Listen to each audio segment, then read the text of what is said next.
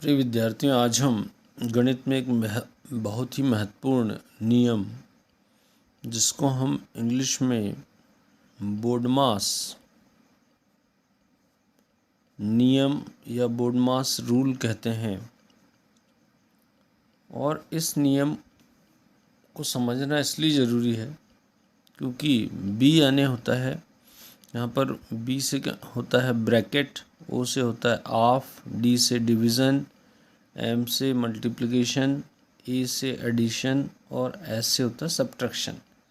मतलब जब कोई सवाल गणित में अगर इसमें बहुत सारे चिन्ह अगर दिए गए हों तो वैसी स्थिति में हम कौन से चिन्ह को पहले हल करेंगे इसके बारे में हमको समझना है, क्योंकि इसके अगर जानकारी नहीं होती तो हम उसमें फिर हम बहुत सरल सवालों को भी गलत कर देते हैं और हमारा गुणा भाग गलत हो जाता है। और किस प्रकार से गलत होता है इसको हम अभी आगे एक सवाल से समझेंगे। तो यहाँ बी से होता है ब्रैकेट। ब्रैकेट यानी होता है कोष्टक। तो इसको पहले हम कोष्टक को हल करना है। सबसे पहले हमको ब्रैकेट यानी कोष्टक को हल करना। दूसरे नंबर पर लिखा है ओ यानी होता है ऑफ। तो ओ से मतलब है ऑफ, ऑफ यानी का, और ये भी गुणा के जैसे ही होता है। फिर अगला है तीसरा डी। डी यानी होता है डिवीज़न। डिवीज़न यानी होता है भाग।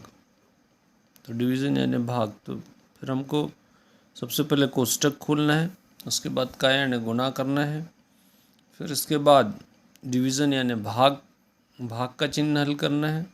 इसके बाद चौथे नंबर पर हम देखेंगे एम। एम यानी होता है मल्टीप्लिकेशन। तो मल्टीप्लिकेशन यानी होता है गुणा। तो अगला चिन्ह जो हल होगा गुणा का होगा। और इसके बाद ए से होता है एडिशन। एडिशन यानी जोड़ना। तो जोड़, तो हम जोड़ वाला चिन्ह, जोड़ने का चिन्ह हल करेंगे या जोड़ेंगे। और इसके बाद अंत में हम एस मतलब होता है सब्ट्रैक्शन। तो सब्ट्रैक्शन यानी होता है घटाना। तो घटाना, तो ये जो चिन्ह है, तो सबसे पहले हमको कोष्टक को हल करना है। कोष्टक के बाद हमको का यानी गुणा होता है, फिर डिवीज़न भाग, मल्टीप्लिकेशन गुणा, एडिशन यानी जोड़ना। और तो यहाँ जब चिन्हों को हम हल करेंगे कोई भी सवाल में, तो इस नियम को उपयोग इसलिए है क्योंकि अगर एक सवाल को हम देखें, एक उदाहरण देखते हैं कि अगर ये सवाल दिया गया कि 2 धन 2 गुणित 2, इसका उत्तर कितना होगा। तो यहाँ कुछ छात्र इसका हल करते समय, इसको जब हल करते हैं तो 2 छात्र अलग अलग प्रकार से हल करते हैं। तो यहाँ जैसे अगर हम देखें, एक छात्र, मान लो पहला छात्र जो है वो इस सवाल को हल कर रहा है, ये वो हल करते समय ये करता है कि 2 में 2 जोड़ दिया तो 2 धन 2 4, और 4 गुणित उसमें 2 का गुणा किया तो उसने उत्तर बताया 8। और दूसरा छात्र जब इसको हल करता है तो यहाँ पर वो पहले जो 2 लिखा है, ये 2 लिखा और 2 का 2 में गुणा किया तो यहाँ पर 2 दूनी 4, और इसने इसको जोड़ा तो इसका उत्तर 6 आया। तो यहाँ कौन सा उत्तर सही है। तो यहाँ हमें समझना है कि जब अगर ये चिन्ह इस क्रम में दिए गए हों तो यहाँ सबसे पहले हम देखते हैं कि कोष्टक, तो यहाँ कोई कोष्टक नहीं है। ऑफ यानी ये इस प्रकार का भी नहीं है। डिवीज़न भाग का चिन्ह भी नहीं है। उसके बाद गुणा, तो गुणा का चिन्ह है। तो गुणा और धन, गुणा के बाद जोड़ने की प्रक्रिया करना है और उसके बाद घटाने की। तो यहाँ गुणा का अगर चिन्ह है तो पहले ही गुणा का चिन्ह हल होगा। तो ये 2 गुणित 2 दूनी 4, तो ये इस छात्र ने जो हल किया ये सही है, इसका सही उत्तर ये होगा। और जबकि पहले छात्र ने जो किया है ये वाला, इसका उत्तर गलत हो जाएगा। तो इसका कारण ये है कि हमको ये नियमों, बोडमास नियम जो है इसका हमको ध्यान रखना है, अन्यथा हम छोटी छोटी चीज़ों में बार बार ये गलती को दोहराएंगे। तो ये इसका उत्तर सही है और दूसरे पहले छात्र का उत्तर गलत है।